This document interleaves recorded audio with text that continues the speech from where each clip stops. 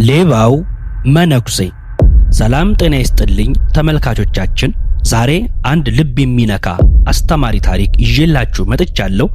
ታሪኩ ስለ አንድ በገዳም አባቶች በደግነቱና በትህትናው ስለሚታወቅ ነገር ግን ሌባ ስለነበረ መነኩሴ ነው። ይህ መነኩሴ በበጎነቱ የታወቀ በገዳም ውስጥም የተከበረ ነበር። ግን አንድ ምስጢር ነበረው። ምስጢሩም በሌሊት እየተነሳ መስረቁ ነበር። ታዲያ ይሄ እንዴት ሊሆን ይችላል? ይህ ሌባው መነኩሴ የተሰኘ አጓጊና አስተማሪ ታሪክ የሚነግረን ብዙ ነገር አለው። እስከ መጨረሻው አብራችሁን ቆዩ። ውድ የአኖስ ቲዩብ ቤተሰቦች ቻናላችንን ሰብስክራይብ በማድረግ አብሮነታችሁን አሳዩኝ። ይህን ቪዲዮ ስትጀምሩት ላይክ አድርጉት። እንደዚሁም ደግሞ ቪዲዮ ስንለቅ እንዲደርሳችሁ የደውል ምልክቷን መጫናችሁን እንዳትረሱ። ሌባው መነኩሴ። በስመ አብ ወወልድ ወመንፈስ ቅዱስ አሐዱ አምላክ አሜን። ከብዙ ዘመናት በፊት በአንድ ጸጥ ባለ ገዳም ውስጥ ማትያስ የሚባል መነኩሴ ነበር። መነኩሴውም የሚኖርበት ገዳምም የሰላምና የመንፈሳዊነት ምሰሶ ነበር። እዚህ ገዳም ውስጥ የሚኖሩት መነኮሳትም ሕይወታቸውን በጸሎት በጾም እናም በብዙ መንፈሳዊ ተጋድሎና አገልግሎት ያሸበረቀና በዚህም አገልግሎት የሚያሳልፉ ነበሩ። ከነዚህም መነኮሳት መካከል አንዱ አቡነ ማትያስ ወይም ሌባው መነኩሴ የሚባሉት አባት ነበሩ። አቡነ ማትያስ በገዳሙ ውስጥ በበጎ ሥራቸው በትህትናቸውና በስብከታቸው እንደዚሁም ደግሞ በጸሎታቸው ይታወቁ ነበር። የዕለት ተዕለት ተግባራቸውም ቅዱስ መጻሕፍትን ማጥናት፣ መጸለይ እንደዚሁም ደግሞ በገዳሙ ዙሪያ ያሉትን ድሆች ማገልገል ነበር። ሁሉም ሰው እሳቸውን ሲያይ የቅድስናን፣ የንጽህናን፣ የተጋድሎን ምሳሌ ያይ ነበር። ግን ማንም የማያውቀው እርሳቸውም ከሌሎች መነኮሳት የሚለዩበት አንድ ምስጢር ነበራቸው፤ ሌብነት። በየዕለቱ ሌሊት ሁሉም የገዳሙ ነዋሪዎች እንቅልፋቸውን ሲተኙ እሳቸው ግን በጸጥታ ከክፍላቸው ተነስተው ጸጥ ባለው የገዳሙ ግቢ ውስጥ ተራምደው ወደ ገዳሙ ሰፊ የስንዴ ማከማቻ ጎተራ ያመራሉ። እዚያም ከገዳሙ የስንዴ ክምር ላይ የተወሰነውን ይሰርቁና በትልቅ ከረጢት ይዘው ይወጣሉ። ይህ ተግባራቸው ታዲያ የየዕለት ተግባራቸው ነበር። ነገር ግን ማንም ይህንን አያውቅም ነበር። እናም ሁሌም ለዚህ ሥራቸው እንዲህ ብለው ራሳቸውን ያጽናኑት ነበር። ለራሴ ብሰርቅ ኃጢአተኛ ነኝ፣ ግን ለችግረኞች የምሰጥ ከሆነ ኃጢአት አይሆንብኝም ብለው ራሳቸውን ይጠይቃሉ። መልሰውም አዎ በጎ ምግባር እየሰራው ነው፣ ድሃ እየረዳው ነው፣ የመነኩሴ ተግባሩ ይህ አይደለም እንዴ? አዎ ነው ብለው መልሱንም ለራሳቸው ይመልሱ ነበር። በዚህ ሁሉ ነገር ውስጥ ግን አንድ ከባድ ችግር እየመጣባቸው እንደሆነ አላወቁም። የገዳሙ የስንዴ ክምችት በየጊዜው እየቀነሰ በየጊዜው እየወረደና በየጊዜው እያሽቆለቆለ መምጣቱን የተመለከቱት የገዳሙ ጠባቂዎች ግራ ተጋቡ። መጀመሪያ ላይ አይጥ ነው ብሎ ቢያስቡም መጠኑ ግን ከዚህ በላይ ነበረ። በዚህ መጠን አይጥ ሊበላ አይችልም። በመጨረሻም ሌባ እንዳለ ገመቱ። የገዳሙ ጠባቂዎችም ለአበምኔቱ አስታወቁ። የገዳሙ አበምኔትም ሁሉንም መነኮሳት ጠሯቸው። እንዲህም ሲሉ ንግግራቸውን ጀመሩ። እናንት መነኮሳት አባቶቼ፣ ወንድሞቼ ሆይ እንደምታውቁት በዚህ ገዳም ውስጥ በጾም በጸሎት በትጋት ብናገለግልም ለቁመተ ሥጋ የሚሆነንን ነገር በጎተራ እናከማቻለን። ነገር ግን በዚህ ገዳም ውስጥ ይህንን ስንዴ የሚሰርቅ አንድ ሰው እንዳለ ጠርጥረናል። ምክንያቱም በጎተራ ውስጥ የተከማቸው ስንዴ ዕለት ዕለት እየቀነሰ በዚህ ገዳም ውስጥም የመኖራችን ሕልውና እያበቃ ነው። ይህ ስንዴ በስንት ትግልና መከራ እንደምናከማች ያው እናንተ አባቶች መነኮሳት ታውቃላችሁ። እውነቱን እግዚአብሔር እንዲገልጥ ጸልዩ ብለው ለሁሉም መነኮሳት ድምፃቸውን ከፍ አድርገው ተናገሩ። የገዳሙ መነኮሳቶችም እርስ በርስ መንሾካሾክ ጀመሩ። ይህ እንዴት ይሆናል? ማን ሊሰርቅ ይችላል? ይላል አንደኛው መነኩሴ። ሌላኛው መነኩሴ ደግሞ የገዳሙ ጠባቂዎች ምን እየሰሩ ነው? እነሱ ናቸው መጠየቅ ያለባቸው እያለ ያጉረመርማል፣ ይፈርዳል። ሁሉም የራሱን መላምት እየሰጠ ወደ ባቶቻቸው ተመለሱ። የገዳሙ ጠባቂዎች ግን ነገሩ አስጨንቋቸውና እንጠየቃለን ብሎም ፈርተው ስለነበር እዛው ቆይተው እንዲህ መባባል ጀመሩ። እንደምታውቁት የገዳሙን የጥበቃ ሥራ በታማኝነት እንድንጠብቅ የተሰጠን ለኛ ነው። ታዲያ ይህንን ሁሉ ኃላፊነት እስከወሰድን ድረስ ተጠያቂዎቹም መጀመሪያው እኛ ነን። አላዩአችሁም እንዴ እንዴት ሲጠቋቆሙብን እንደነበሩ? አሉ አንደኛው መነኩሴ። ሌላኛውም መነኩሴ ልክ ነው፣ እኔም ይህንን ተመልክቻለሁ። ስለዚህ ከእግዚአብሔር እርዳታ ጋር ከዚህ በበለጠ መንገድ መጠበቅና በተለይም ደግሞ ስንዴ የተከማቸበትን ጎተራ በዓይነ ቁራኛ ልንከታተለው ይገባል። ሾልኮ የሚገባም ሌባ ካለ ምናልባት እናገኝ ይሆናል አሏቸው። በመጨረሻም በየሌሊቱ ጎተራውን ተራ በተራ ለመጠበቅ ተስማሙ።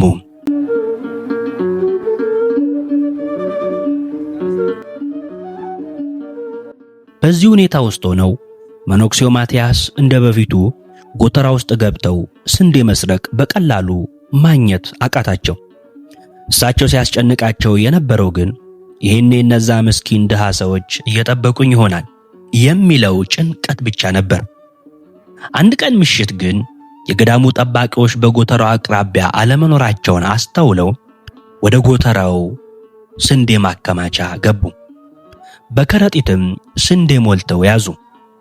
እሳቸው ግን ያላስተዋሉት በጨለማ ውስጥ የገዳሙ ጠባቂ መኖሩን ነው። የገዳሙ ጠባቂ ሌሎች የገዳሙን ጠባቂዎች ጠርቶ አንድ ሌባ ገዳማችን ውስጥ ገብቷል፣ አሁን የሚገኘው በጎተራ ውስጥ ነው። ስለዚህ ስንዴውን ይዞ ሲወጣ እጅ ከፍንጅ እንይዘዋለን ሲሉ ተስማሙ። ሌባውን ማግኘታቸው ደስ ብሏቸዋል። በዛውም ታማኝነታቸውንም የሚያረጋግጡበት ሰፊ ዕድል ነው ይህ አጋጣሚ ይዞ የመጣው።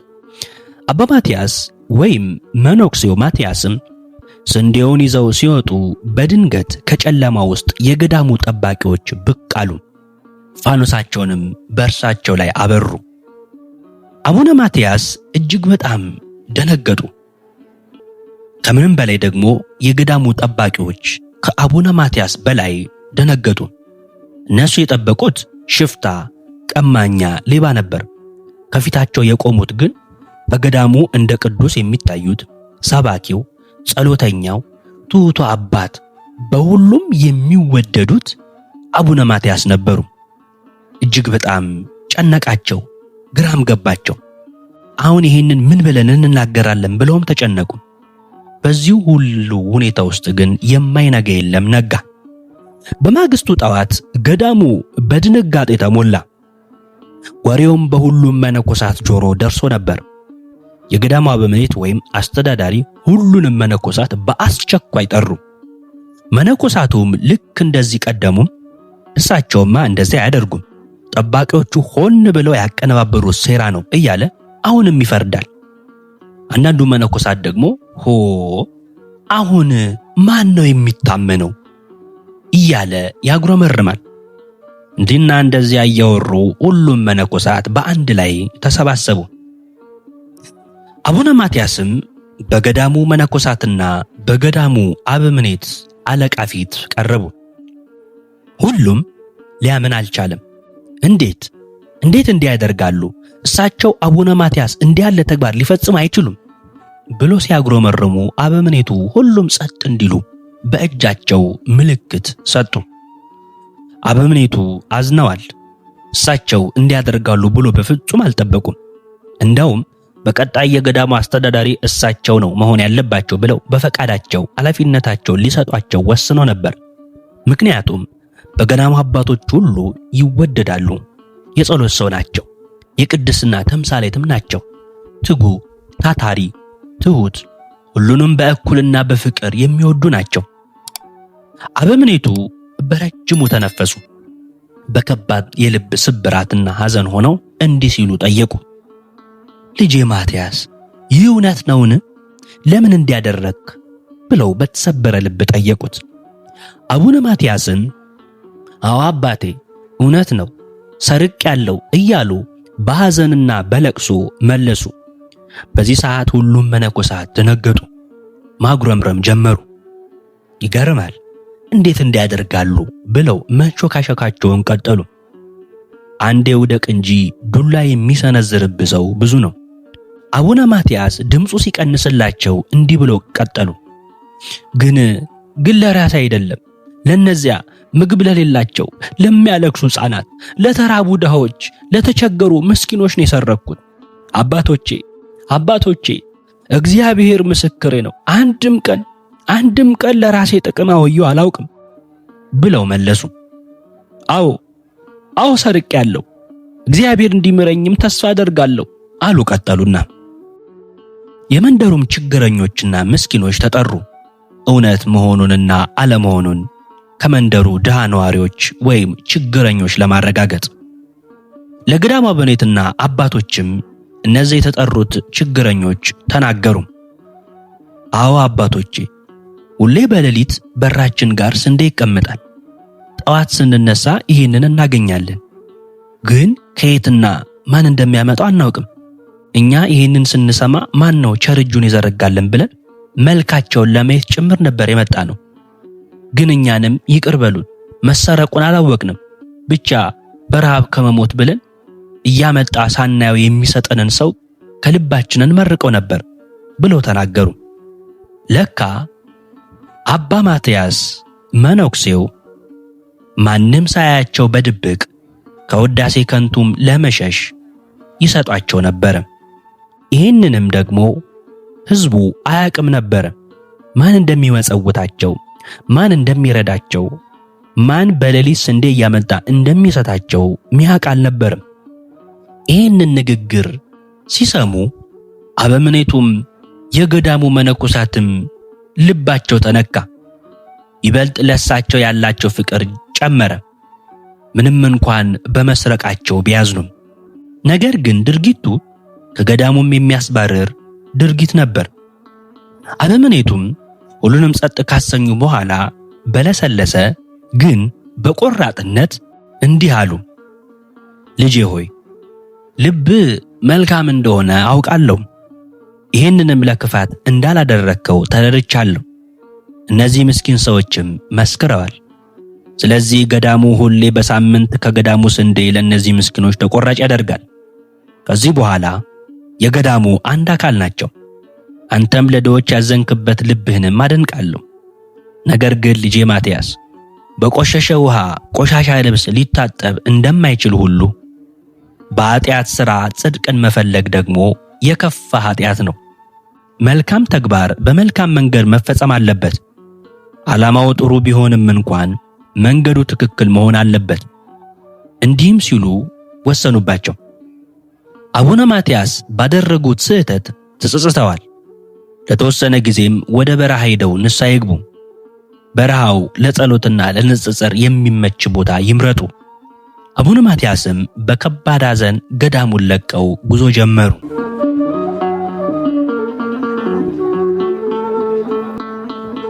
በበረሃው ውስጥም እየተጓዙ እያለ አንድ ገበሬ ተመለከቱ። ገበሬው በሬውን እየደበደበና እየሰደበ ለምን አታርስም? ስንት ጊዜ ልግረፍህ? እያለ በቁጣ ሲያማርር ይሰማሉ። አቡነ ማትያስ በለስላሳ ድምፅ አባቴ ለምን ትመታዋለህ? ደክሞት ይሆናል እኮ አሉት። ገበሬውም እየተነፈሰ ይህ በሬ ሰነፍ ነው፣ እንደምንም እያስመሰለ ካልሆነ በቀር አይሰራም። የኔን እርሻ ለማረስ የሚገባውን ያህል አያርስም እያለ እንደ ሰው ይቆጣው ነበር። የገበሬውን ቃል ሲሰሙ አቡነ ማትያስ በድንገት አንድ ትልቅ ብርሃን በውስጣቸው ያዩ ያህል ተሰማቸው። የአበምኔቱን ቃል አስታወሱ።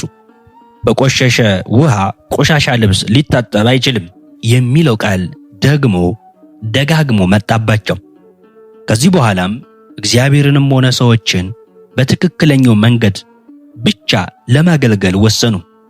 እንዲህም አሉ፣ አምላኬ እግዚአብሔር ሆይ ኃይል ሁነኝ፣ አቅም ሁነኝ፣ ሰዎችንም አንተንም በትክክለኛው መንገድ እንዳገለግል እርዳኝ ብለው በሬውን መንካትና መዳበስ ጀመሩ። በሬውም እናቱን እንዳገኘ ሕፃን መቦረቅና መዝለል ጀመረ። ከበፊቱ ይልቅ ማረሱንም ቀጠለ። ገበሬውም በመደነቅ እያያቸው መንገዳቸውን ቀጠሉ።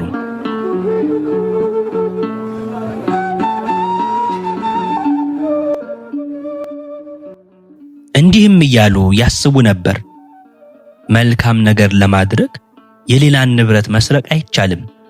የአንድ ሰው መልካምነት የሚለካው ካለው ላይ በታማኝነት ሲያካፍል እንጂ የሌላውን ነጥቆ ለሌላው በመስጠት አይደለም። መጽሐፍ ቅዱስም በአመጽ የተገኘ ሀብት አያስከብርም፣ ጽድቅ ግን ከሞት ታድናለች ይላል። ወዳጆቼ አቡነ ማትያስ በሰራው ስህተት ተምሮ ታላቅ ትምህርት አግኝቷል። እኛም ከዚህ ታሪክ የምንማረው ዓላማዬ መልካም ነውና የምከተለው መንገድ ግድ የለኝም ማለት እንደማይገባን ነው። መልካም ፍሬ የሚገኘው ከመልካም ዘር ብቻ ነው።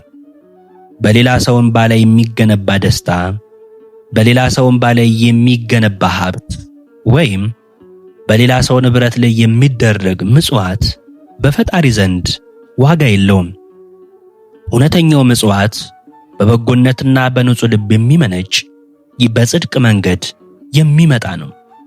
ውድ የያኖስ ቲዩብ ቤተሰቦች ለዛሬ ያስተምራል፣ ቁም ነገር ያስጨብጣል ብለን ይዘንላችሁ የቀረብንላችሁ ቪዲዮ ይህንንም ይመስል ነበር። ማንኛውም አስተያየታችሁን በኮሜንት ሴክሽኑ ላይ ብታስቀምጡልን ይደርሰናል። ቪዲዮውን ከወደዳችሁት ላይክ ማድረጋችሁን እንዳትረሱ። ለሌሎችም እንዲደርስና ልክ እናንተ የተማራችሁትን ትምህርት እንዲማሩ ሼር አድርጉላቸው። ቪዲዮ ስንለቅ ደግሞ እንዲደርሳችሁ የደውል ምልክቷን መጫንዎን እንዳይረሱ። ቻናላችንን ሰብስክራይብ ሲያደርጉና የደውል ምልክቱን ሲጫኑ እኛን ከምን ጊዜውም በላይ ያበረታቱናል። እንደዚሁም ደግሞ ለተጨማሪ አስተማሪ ታሪኮች አብራችሁን መቆየታችሁን ቻናላችንን መከታተላችሁን እንዳትረሱ። በሚቀጥለው ቪዲዮ እስክንገናኝ ቸር ቆዩልኝ።